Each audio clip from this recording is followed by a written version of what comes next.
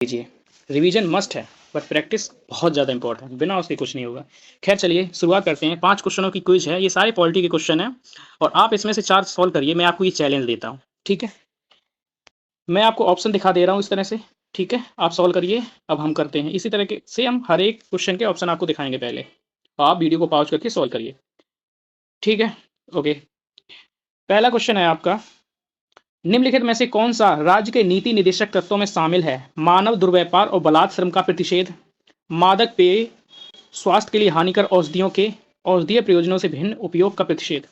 पहला गलत है। क्यों? क्योंकि इसका उल्लेख आर्टिकल 23 में किया गया है, जो कि एक फंडामेंटल राइट्स है। यहाँ बात हो रही है डीपीएसपी की, पहला नहीं होगा, ठीक है? दूसरा ये आपका हो जाएगा क्योंकि ये डीपीएसपी की बात कर रहा है, ठीक है? तो आपका आंसर 2 हो जाएगा। गांधी जी ने कहा था कि मादक पेय, अफीम है, ये सारी शराब वराब है, इनको स्टेट को बैन करना चाहिए, ठीक है? केवल उनका ही उपयोग होना चाहिए, उन्हीं कामों में उपयोग होना चाहिए, जैसे कि दवाइयाँ हैं, ठीक है? इलाज वगैरह में, बस उससे ज़्यादा कुछ नहीं। नेक्स्ट क्वेश्चन देखते हैं। नेक्स्ट क्वेश्चन इस तरह से आया आपका, सॉल्व करिएगा। चलिए सॉल्व करते हैं। भारत के संविधान में अंतर्राष्ट्रीय शांति और सुरक्षा की अभिवृद्धि का उल्लेख कहाँ किया गया है?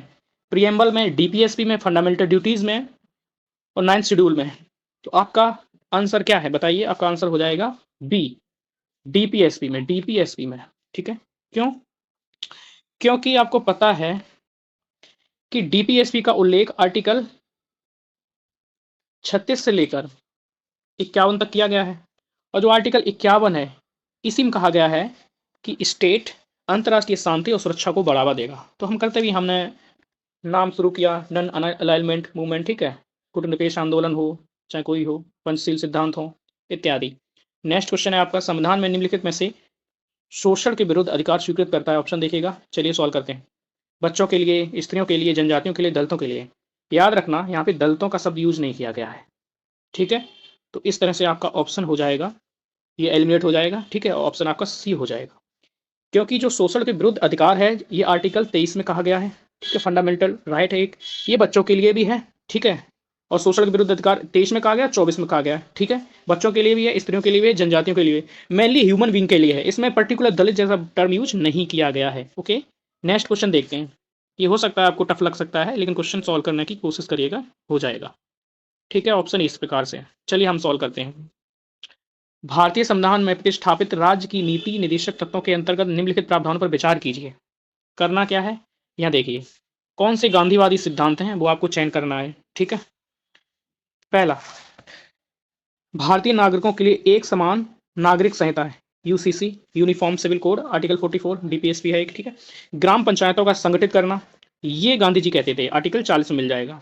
ग्रामीण कुटीर उद्योगों को प्रोत्साहन, ये भी कहते थे, आर्टिकल 43 में देखने को मिल जाएगा। गांधी जी हमेशा कहते थे कि भारी उद्योग और मशीन कर नहीं होनी चाहिए ना, उन्होंने इसका विरोध किया क्योंकि ये रोजगार को छीन लेते हैं, और हमारी एक व्यापक आबादी, उनको रोजगार देना है, तो हमें श्रम आधारित जो उद्योग हैं, ठीक है, लेबर इंटेंसिव जो इंडस्ट्री है, उसकी उन्मुख होना चाहिए। हालांकि उस समय गांधी जी की बात समझ में नहीं आई, जवाहरलाल नेहरू जी को, लेकिन आज समझ में आ रही है और वही हम कर रहे हैं। ग्राम पंचायतों की बात हो, 1993 के बाद हमने जिस तरह से सुधार किए, या फिर इसकी बात हो, एमएसएमई को देख सकते हो। सभी कामगारों के लिए यथोचित अवकाश और सांस्कृतिक अवसर सुरक्षा है, ये गलत है, ये आपका समाजवादी सिद्धांत है, ठीक है?